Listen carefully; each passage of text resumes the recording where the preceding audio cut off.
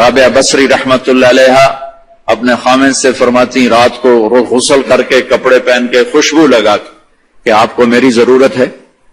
اگر وہ کہتے نہیں تو پھر کہتی مجھے اجازت ہے میں اپنے اللہ سے بات کر لوں؟ کہنے کہ ہاں اجازت ہے. پھر ساری رات سجدے میں گزر جاتی تھی اور نفلوں میں گزر جاتی تھی اور رونے دھونے میں گزر جاتی تھی. جوانی میں فوت ہو گئی 40 سال کی عمر میں. جب ان کا انتقال ہوا تو ایک خادمہ ساتھ تھی, اس سے فرمانے لگی دیکھو میں جب مر جاؤں نا تو مجھے راتوں رات دفن کرنا ہے, اور جس کرتے میں تہجد پڑھتی تھی وہ مجھے کفن دینا ہے اور کسی کو بتانا نہیں. تو اگلے دن وہ خواب میں ملی اسی خادمہ کو. ان کا ماں جی آپ کے ساتھ کیا ہوا؟ کہا منکر نکیر آئے تھے قبر میں, مجھ سے کہنے لگے من رب کی, تیرا رب کون ہے؟ تو میں نے کہا سبحان اللہ, 40 سال جسے نہ بھلا سکی 4 رات زمین کے اندر آ کے اسے بھول جاؤں گی. تو منکر نکیر کہنے لگے چلو اس کا حساب کیا لینا. تو انہوں نے بڑی خوبصورت پوشاک پہنی ہوئی تھی. کہا آپ کا تو کفن وہ تہجد والا کرتا تھا, یہ سبز ریشم کہاں سے آ گیا؟ کہ یہ سبز ریشم مجھے اللہ نے پہنایا ہے اور تہجد کا کرتا لپیٹ کے رکھ دیا گیا ہے. قیامت کا دن میرے اعمال کے اندر اس سے بھی تولا جائے گا, میرا وہ کرتا بھی تولا جائے گا جس میں وہ تہجد پڑھا کرتی تھی. تو اگر ہم تہجد نہیں پڑھتے کم از کم فرض نماز تو ہو جائے. میرے عزیزو بڑے درد سے کہتا ہوں ہمارے 10% سے زیادہ نمازی نہیں ہے, 90% مسلمان نماز چھوڑ چکے. جب آدمی سجدے میں سر رکھتا ہے تو اللہ کی قسم تحت الثری تک زمین ٹھنڈی ہو جاتی ہے اور زمین کے دوسرے ٹکڑوں پر فخر کرتے کہ دیکھو میرے اوپر سبحان ربی اعلی کے نغمے گائے گئے ہیں اور میرے اوپر اللہ کو یاد کرنے والے کا ماتھا آ کے ٹکا ہے. میں آپ سب بچوں کی, آپ کے اساتذہ کی محنت کرتا ہوں کہ آپ کا پیشہ بڑا عالیشان پیشہ ہے. آپ تاجر نہ بنو, ڈاکٹر بنو. آپ بچوں سے بچیوں سے بھی کہتا ہوں اگر اللہ کل کو تمہاری چلا دے میڈیکل تو تاجر نہ بننا, ڈاکٹر بننا. مسیحا بننا, ظالم نہ بننا, پتھر دل نہ بننا کہ آنے والے کی ہائے تمہیں رولانے کے بجائے مزید پیسے بنانے کے لیے کھڑا کر دے. ایسا نہ کرنا اللہ کے واسطے. ورنہ میرا یہ دیش کبھی بھی زوال سے نہیں نکل سکتا. ہم نے ایٹمی طاقت بن کے دیکھا لیکن ذلت کے پستیوں میں اور آگے چلے گئے اور نیچے چلے گئے. نماز نہ چھوڑو, کسی حال میں نہ چھوڑو. تمہاری کلاس چل رہی ہے, کلاس کے بعد جا کے پڑھو. آپ کلینک میں بیٹھے ہوئے ہیں, آپ دیکھ رہے ہیں کہ بھائی میں شاید مسجد میں جانے میں مجھے مشکل پیش آئی, فارغ ہو کر اپنے کلینک میں نماز کی جگہ بنائیں.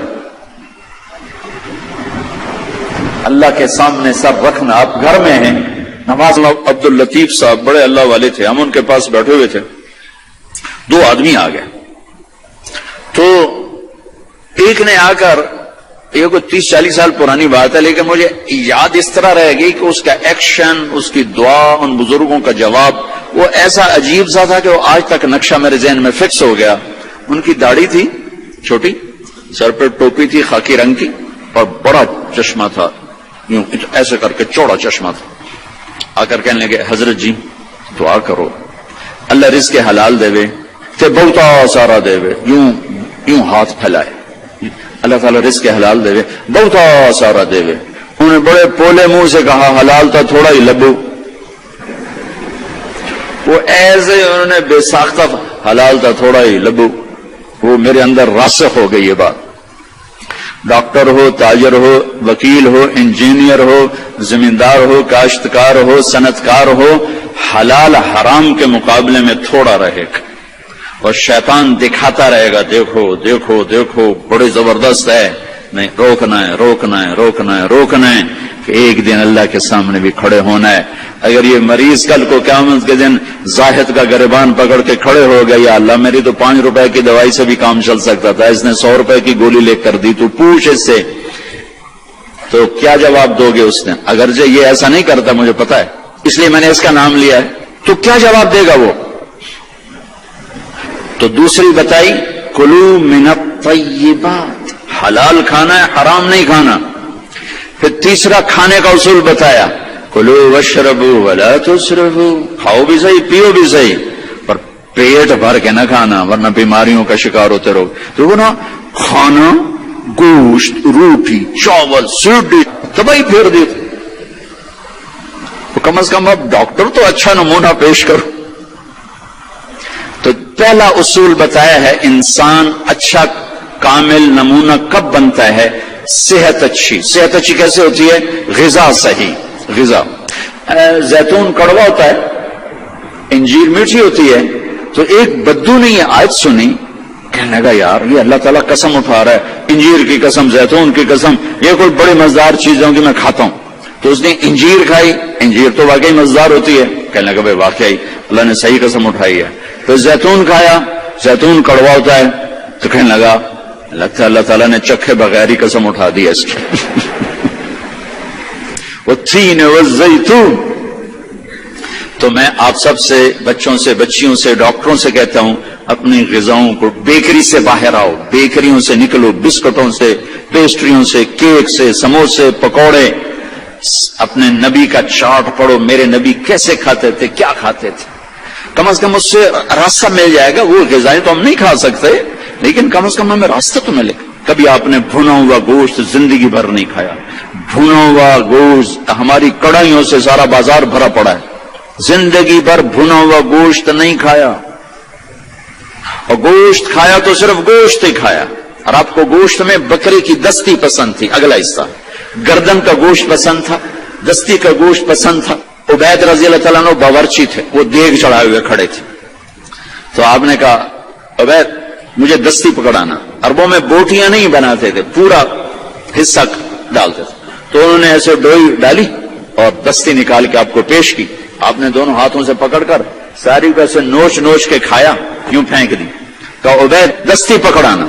تو اس نے پھر آپ کو یوں پیش کی، آپ نے دونوں ہاتھوں سے یوں نوچ کے اسے کھایا، پھر یوں پھینک کر کہا عبید دستی پکڑانا. وہ کہنے کے یا رسول اللہ اب بکرے میں تو دو ہی ہوتی ہیں. اگر تیرا بھلا ہو جائے، اگر تو میرے کہنے پہ ڈوئی ڈال دیتا تو جب تک میں کہتا رہتا اللہ میرے لیے نکال کے مجھے کھلاتا رہتا. تیری بے یقینی نے کام خراب کر دیا. اب باہر نکلے، صحابہ بیٹھے تھے. آپ نے کہا کیوں بیٹھے ہو؟ کہا جی بھوک نے ستایا ہے، باہر آ گئے، سردیوں کا زمانہ. تو آپ نے حضرت علی سے فرمایا علی جاؤ یہ کھجور سے کہو اللہ کا رسول کہتا ہے ہمیں تازہ کھجوریں دو. اگر حضرت علی بھی عبید کی طرح کہہ دیتے کہ جی یا رسول اللہ کھجوریں تو سردیوں میں کوئی نہیں ہوتی، تو پھر وہیں اللہ کی مدد رک جاتی. تو علی کا مقام تو عبید سے بہت اوپر تھا. وہ ایک دم اٹھے، کہنے گئے اللہ کا رسول کہہ رہا ہے ہمیں تازہ کھجوریں چاہیے. تو شدید سردی میں درختوں کھجور کے پتوں سے تازہ ٹپ ٹپ ٹپ کھجوریں اتنی گری کہ پوری چادر بھر گئی. تو آپ نے چادر اٹھا کے لاؤ بھائی کھاؤ بھائی. آپ نے سب کو کھلایا. تو آپ کو گوشت میں دستی پسند تھی لیکن آپ گوشت کھاتے تھے، ساتھ اور کوئی چیز نہیں کھاتے. تو ایک آپ سے یہ کہ ایک مسلمان کے ذمے ہے اپنی صحت کی حفاظت کرے کہ اس سے کام لینا ہے، دنیا کا بھی، دین کا بھی، خدمت کا بھی. ایک مریض کو سکھ پہنچانا کتنی بڑی بات ہے. بیمار تھا تو نے میرا حال ہی نہ پوچھا. وہ کہے گا یا اللہ آپ تو بیمار ہو ہی نہیں سکتے. تو اللہ تعالیٰ فرمائیں گے میرا فلاں بندہ جو بیمار تھا اگر تو اس کا حال پوچھتا تو ایسا تھا جیسے تو نے میرا ہی حال پوچھا. تو جب حال پوچھنے پر یہ مقام ہے تو علاج کرنے پہ کیا ہوگا؟ کسی کو سکھ پہنچانے پہ کیا ہوگا؟ صرف حال پوچھنے پر. اور کیا کہا فلاں بندہ، یہ نہیں کہا میرا مومن بندہ، متقی بندہ، نیک عورت، اچھی عورت، فلاں بندہ بندی. کوئی ہندو، سکھ، دہری، عیسائی، مسلمان، کافر، مشرک بیمار تھا حال پوچھتے. ایک یہودی بچہ آپ کی خدمت میں آیا کرتا تھا، کچھ دن نہیں آیا. آپ نے کہا وہ بچہ کہاں ہے؟ کہا جی بیمار ہے. کہا چلو اس کا حال پوچھیں. 7 میل پیدل چل کے گئے اس کا حال پوچھنے. ہم اپنے بھائی کا حال نہیں پوچھنے جاتے؟ تو میرے عزیزو ایک چارٹ ہے اس جسم کا، اس کو وہ دینا جو اللہ اس کا رسول کہتا ہے. پھر دوسرا ہے جسم کے ساتھ روح کا. روح باقی رہتی ہے، جسم مٹی میں مل کے خاک ہو جاتا ہے، صفر ہو جاتا ہے. اس کی غذا 2 چیزیں ہیں، بطور سینین وَهَذَا الْبَلَدِ الْأَمِينِ وَطُورِ سِینِین وَهَذَا الْبَلَدِ الْأَمِينِ، اور مجھے قسم ہے طور سینین کی، یعنی جہاں تورات اتری، وَهَذَا الْبَلَدِ الْأَمِينِ، اور مجھے قسم ہے اس مکہ کے امن و امانت والے شہر کی جہاں قرآن اترا۔ تو دو جگہوں کا تعلق روح کے ساتھ ہے، ان کو بعد میں ذکر کیا ہے، ایک طور سینا جہاں پہلی کتاب تورات اتری، اور ایک مکہ جہاں آخری کتاب قرآن اترا۔ اب جیسے غذاؤں میں تو دو چیزیں ذکر کی ہیں، دونوں کی ضرورت ہے، پھل بھی کھاؤ، روٹی بھی کھاؤ، چاول بھی، ہر شے کھاؤ، اگر کوئی مرض نہیں ہر شے کھاؤ، لیکن احتیاط سے کھاؤ، پیٹ بھر کے نہ کھاؤ، کہ میرے نبی کو انتہائی ناپسند تھا یہ، ساری زندگی آپ نے ایک وقت کھانا کھایا، دو وقت کبھی نہیں کھایا، اگلے وقت میں تھا بھی تو آپ چھوڑ دیتے تھے، نہیں کھاتے تھے، اور پیٹ بھر کے کبھی نہیں کھایا ہے۔ تو دو چیزیں طور سینین اور بلد الامین، اس میں ہمیں اب ایک کی ضرورت ہے، دوسرے کی نہیں۔ طور سینا میں تورات اتری، اور تورات قرآن میں اتر گئی کہ میرے نبی نے کہا اوتیت المثانی مکان التورات، مجھے تورات کے بدلے میں سورۃ فاتحہ مل گئی ہے، تو تورات آ گئی قرآن میں۔ والمائدۃ مکان الانجیل، اور انجیل کے بدلے میں سورہ مائدہ مل گئی ہے۔ والحوامیم مکان الزبور، اور زبور کے بدلے میں حامیم مل گئی ہیں۔ وفضلت بالمفصلات، اور باقی قرآن کے ذریعے سے مجھے عزت ملی ہے۔ دوسری چیز جس کی یہ ڈاکٹرز کو، لیڈی ڈاکٹرز کو، ایک تاجر کو، ایک صنعتکار کو، ایک افسر کو ضرورت ہے، وہ قرآن ہے، جو ہمارے روح کی غذا ہے، کہ قرآن سے آشنائی کے قرآن کیا کہتا ہے۔ یہ اللہ کا پیغام ہے، ھذا بلاغ للناس، لوگوں تک پہنچانے کے لیے ہے، اور اس کو اللہ تعالیٰ نے شفاء لما فی الصدور، یہ دلوں کی شفا ہے، ھدی ورحمۃ للمؤمنین، ایمان والوں کے لیے ہدایت بھی ہے اور رحمت بھی ہے۔ ان ھذا القرآن یہدی للتی ہی اقوم، یہ سیدھا راستہ بھی بتاتا ہے۔ یہ وہ کتاب ہے جس کا ٹائٹل ہے لا ریب فی، ساری دنیا کے دانشور جو مرضی لکھیں، کوئی یہ نہیں لکھ سکتا کہ جو کہہ رہا ہوں شخص سے بالا تر ہے۔ میرے رب کا فرمان ہے کہ جو کچھ اتارا جا رہا ہے، کہا جا رہا ہے، یہ شک و شبہ سے بالا تر ہے۔ دوسری چیز جس کی ڈاکٹر کو بھی ضرورت ہے، اور تاجر کو بھی ضرورت ہے، عالم کو بھی ضرورت ہے، بچیوں کو ضرورت ہے، آپ کو ضرورت ہے، ایک میاں بیوی کو ضرورت ہے، وہ قرآن ہے۔ قرآن زندگی گزارنے کا طریقہ بتاتا ہے، اللہ سے کیسے جڑنا ہے یہ طریقہ بتاتا ہے، اللہ کے بندوں سے کیسے جڑنا ہے یہ طریقہ بتاتا ہے۔ اللہ سے جڑنے کا ذریعہ ہے کبیرہ گناہوں سے بچنا، اتق المحارم تکن اعبد الناس، کبیرہ گناہوں سے بچو، اللہ کے عبادت گزار بن جاؤ گے۔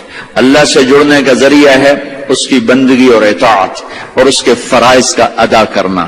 اس کے فرائض میں نماز سر فہرست ہے، 700 دفعہ قرآن میں نماز کا ذکر آیا ہے، اور 10 دفعہ اقیموا الصلاۃ وآتوا الزکاۃ، اقیموا الصلاۃ وآتوا الزکاۃ، اقیموا الصلاۃ وآتوا الزکاۃ، 10 دفعہ اللہ نے کہا نماز پڑھو زکوٰۃ دو، نماز پڑھو زکوٰۃ دو۔ عبادات میں مردوں عورتوں کے لیے نماز سب سے اعلیٰ درجے کی چیز ہے۔ جعلت قرۃ عینی فی الصلاۃ، آپ کلاس لے رہے ہیں، نماز سر پہ آ گئی ہے، اب آپ مسجد کی طرف بھی جائیں، آپ کلینک میں بیٹھے ہیں، نماز کا وقت آ گیا ہے، آپ 10 منٹ کا وقفہ لیں اور اپنے اللہ کے سامنے سجدے میں سر رکھیں، پھر آپ اپنے کلینک پر آئیں۔ آپ آپریشن کر رہے ہیں، وہاں سے نکلنا مشکل ہے، اب 10 منٹ بعد نماز پڑھ لیں، لیکن چھوڑنے کی گنجائش نہیں ہے۔ گھر میں بچوں کے ساتھ خاتون مشغول ہے، اللہ کا بلاوا آ گیا، اب اللہ کے سامنے کھڑے ہو جائیں کہ اللہ تعالیٰ نے آپ کو بلایا ہے، اور یہ سر زمین پہ رکھنا میری آپ کی سب سے بڑی معراج اور عزت اور عظمت اور کامیابی ہے۔ اور میرے نبی کا دنیا سے جاتے ہوئے آخری پیغام تھا الصلاۃ، میری امت نماز نہ چھوڑنا۔ علی رضی اللہ تعالیٰ عنہ کو تیر لگا جنگ میں، اور تیر ران میں لگا، وہ ایسا کھب گیا کہ نکالیں تو نکلتا نہیں تھا، زور لگائیں تو درد ہوتا تھا، تو ان کا اسے چھوڑ دو۔ نماز کے لیے کھڑے ہو گئے، نماز کی نیت باندھ کے کھڑے ہو گئے، نماز شروع کر دی، تو انہوں نے نماز کے دوران تیر نکالا تو ان کے جسم میں اتنی جنبش بھی نہیں ہوئی۔ نماز کے بعد فرمانے لگے تیر کا کیا بنا؟ کہا جی نکال لیا، کہ مجھے تو کوئی پتہ نہیں چلا۔ عروہ بن زبیر رضی اللہ عنہ کے وہ پاؤں کا وہ گینگرین ہوگی، گینگرین.